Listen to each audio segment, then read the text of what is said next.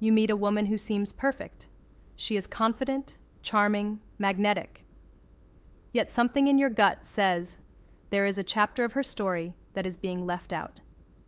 If you ignore that feeling, the cost can be years of your time, a great deal of emotional energy, and perhaps even your self-respect. People reveal patterns about their past without meaning to. The patterns are there in the small details, in the timing, in what is emphasized and what is skimmed over. Those clues can speak louder than words. I want to walk you through 7 signs that many men overlook. The 4th one is particularly dangerous because it looks like closeness while quietly training you to accept something very different. I say this as a urology and men's health expert who spends every day helping men understand their bodies, their minds, and their relationships. I have listened to hundreds of stories that begin with confidence and chemistry and end with confusion and exhaustion. The common thread is not that men are naive. The common thread is that they doubted themselves when the signs were right in front of them. If you identify patterns early, you give yourself the freedom to pursue a relationship that actually fits the life you want. Share an experience in the comments where you sensed something was off and later confirmed it. Your story may be the one that prevents another man from repeating the same mistake. Let us begin with a sign that most men mistakenly celebrate as a green light. The first sign is comfort with physical intimacy far too soon. This is not about shaming desire, and it is not about imposing a moral code. It is about pacing and weight. You meet her, and within days, sometimes within hours, she speaks about being physical as casually as ordering a coffee. She holds eye contact a little too long, makes a sly reference to experience, leans forward with a practiced ease that feels like a performance tuned to your frequency. It is very easy to interpret this as confidence, liberation, and excitement about you. Often it is not confidence. Often it is erosion. A healthy relationship has a natural barrier around intimacy, not from prudishness, but from a clear understanding that closeness is something that strengthens when it is layered with trust, disclosure, and mutual investment. When that barrier is missing, it is not freedom. It is a warning that the lock has been forced too many times and no longer protects anything. Imagine a door whose mechanisms have been bent and jimmied so often that it no longer seals. The door is still there, but it is decorative. In the same way, repeated high-intensity encounters without emotional foundation reduce closeness to a routine. It becomes mechanical. It becomes something to do rather than something to feel. Watch the smaller tells. Does she flush or pause when the conversation turns intimate, as if she is weighing meaning as well as desire? Or does she slide through the moment with perfect choreography as if she has traced these beats countless times? Does her touch carry the awkward tenderness of a first memory being created, or the polished timing of a script? The danger for you is honest. You will mistake the absence of modesty for depth. You will feel a powerful spark and label it fate, when in truth you have stepped into a reenactment and been handed a role. When intimacy has been stripped of emotional weight repeatedly, it is very hard to recover that weight. You cannot recreate the magic of firsts with someone who has made firsts into a habit. The buildup is thin, the tension is flat, the sense of rarity is gone, and the bond you think you are forming lacks the glue of emotional exclusivity. Do not confuse instant comfort with genuine connection. A person who crosses a line too quickly is not necessarily choosing you. They may simply no longer register the line. The second sign is a permanent emotional wall. This is subtle, and it misleads very intelligent men. She can make you laugh, share charming anecdotes, even offer what looks like vulnerability. What you are often receiving is an excellent performance of closeness rather than closeness itself. It is like being guided through a beautifully decorated home while the doors to the rooms that matter remain firmly locked. Healthy boundaries are good. They protect two people as they earn trust. This is different. This is a defense built brick by brick through early bonds that ended painfully, and a later decision that the safest path is never to allow deep access again. Every man before you laid a brick. Some did it through betrayal. Others did it through a breakup that cut to the bone. The result is a fortress. You will notice it when conversations float above the places that form intimacy. Ask about fears, formative moments, or the parts of childhood that shaped her, and you get a pivot. Perhaps a joke, perhaps a warm-sounding answer that is actually vague. Perhaps a smooth redirection that you barely register in the moment. If you are a serious man looking for the real thing, you will respond by offering more of yourself, hoping your openness invites her to do the same.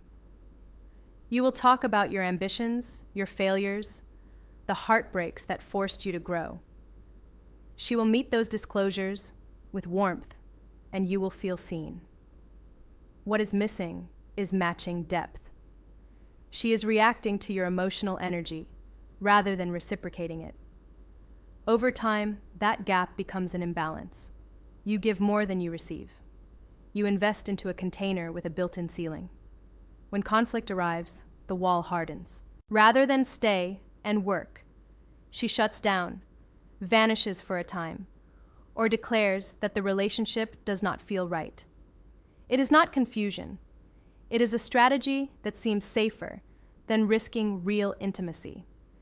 If weeks turn into months and the invisible gap remains, no matter how physically close you become, you are not imagining it. You are touching the wall. Loving someone who lives behind it will drain you slowly until you feel alone in a relationship that still has two people in it. The third sign is an overcrowded network of men. You have heard the phrase that they are just friends. Sometimes they truly are. Patterns matter. If her social circle is heavily male, if her phone is busy all day with messages from men you do not know, if there is always a story about a particular male friend who somehow fits every topic, you are probably looking at a validation loop rather than simple friendliness. Constant attention provides a steady hit of being wanted. It is addictive. Notice the tells. There are friendly ties maintained with several former partners.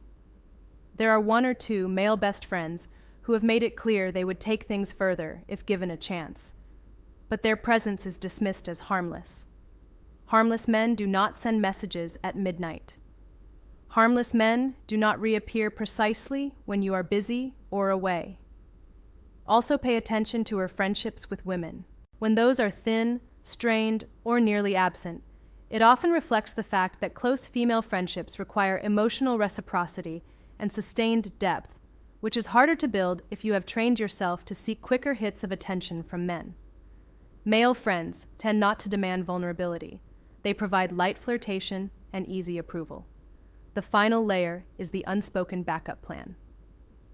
She may believe she is loyal, and she may intend to be, but in the background, her mind is keeping doors ajar. If the relationship falters, there is no true reset.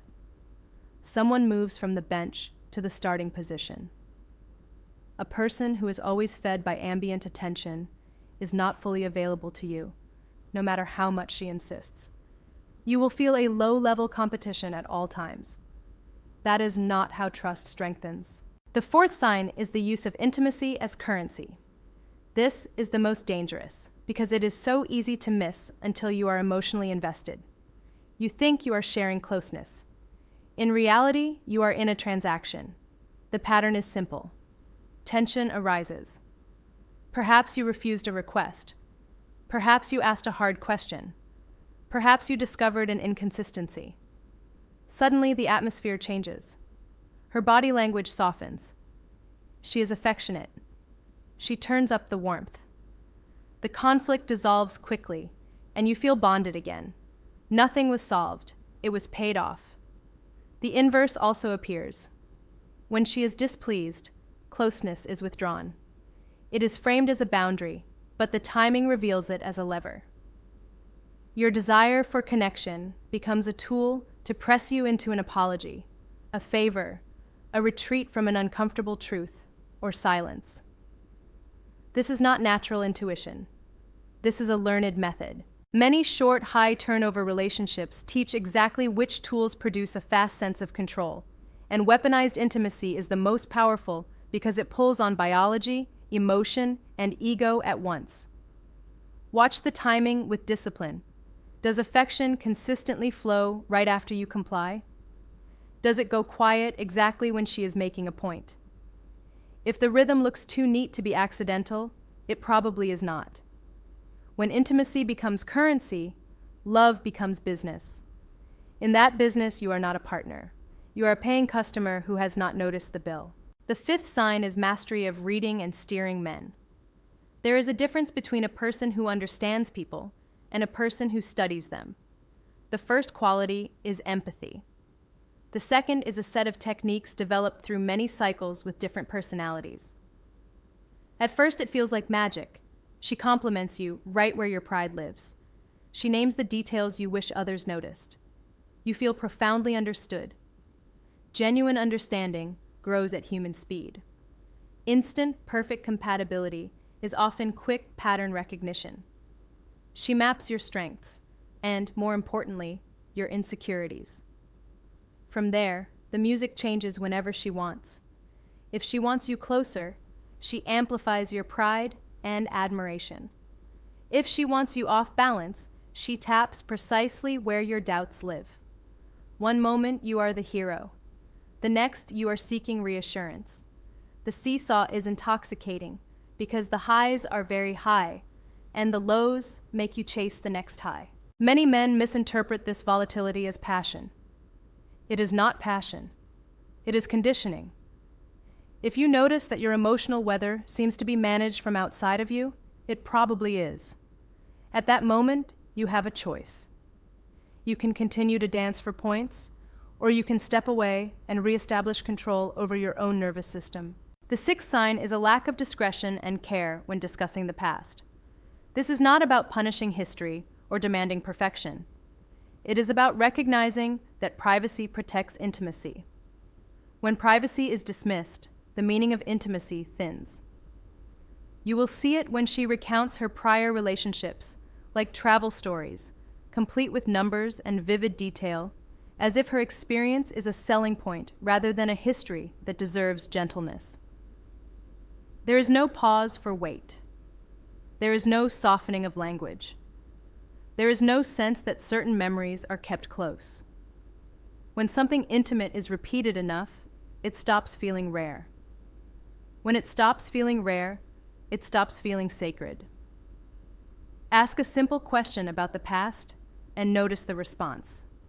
If the reaction is defensive, if the subject is flipped back on you, if you are accused of insecurity rather than heard, then the impact of the past on the present is not being considered. The conversation becomes an argument about your question, rather than a reflection on how patterns affect connection. This lack of discretion does not remain confined to the past. The same casual approach can bleed into your story together. The way she once spoke freely about former partners can become the way she speaks freely about you. The boundary between private and public becomes thin. When that line erodes, trust becomes fragile. Listen for care in the way she holds her own memories. If there is no care there, it is unlikely there will be care for yours. The seventh sign is a consistent trail of short relationships. On its face, this can look like ordinary dating. Sometimes two people are simply not a fit. Patterns tell a deeper truth. If nearly every connection ends after a few months, if the beginning is always compressed and the ending is always abrupt, you are not looking at bad luck. You are looking at a blueprint. The arc repeats: intense attraction, rapid escalation, rapid collapse. The explanations tend to center on timing and circumstances or the other person's flaws, rarely on her own difficulty with the work that begins after the initial glow. Long-term commitment is made in the stage that follows the butterflies, when real differences appear, and conflict requires skill. If she has never remained long enough to practice those skills, she remains untested in the part of love that endures. Underneath this is often a craving for novelty. The rush of new interest is a powerful stimulant. When the high fades, the search for the next high begins. Stable partnership does not provide the same adrenaline. It provides depth, calm, and growth. If someone has never stayed to build those muscles, they do not have them.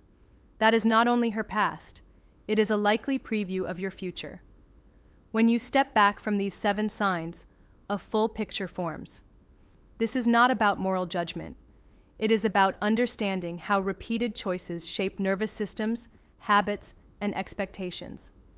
A lack of early barriers around intimacy, a fortified emotional wall, an orbit of constant male attention, the conversion of closeness into a bargaining chip, the practice steering of your emotional state, a disregard for discretion, and a string of short connections are rarely isolated quirks. They are footprints. They trace a direction. If you watch carefully, you will see where that road leads. You are responsible for deciding whether that is a road you want to walk. Share what you have noticed in your own life. Someone reading may be living the same patterns in real time without recognizing them. If you want to keep strengthening your instincts and your standards, stay in this conversation so you do not miss the next lesson that keeps you 2 steps ahead. Your standards are not negotiable. They are the boundaries that protect your future. Guard them as if everything you care about depends on them, because it does.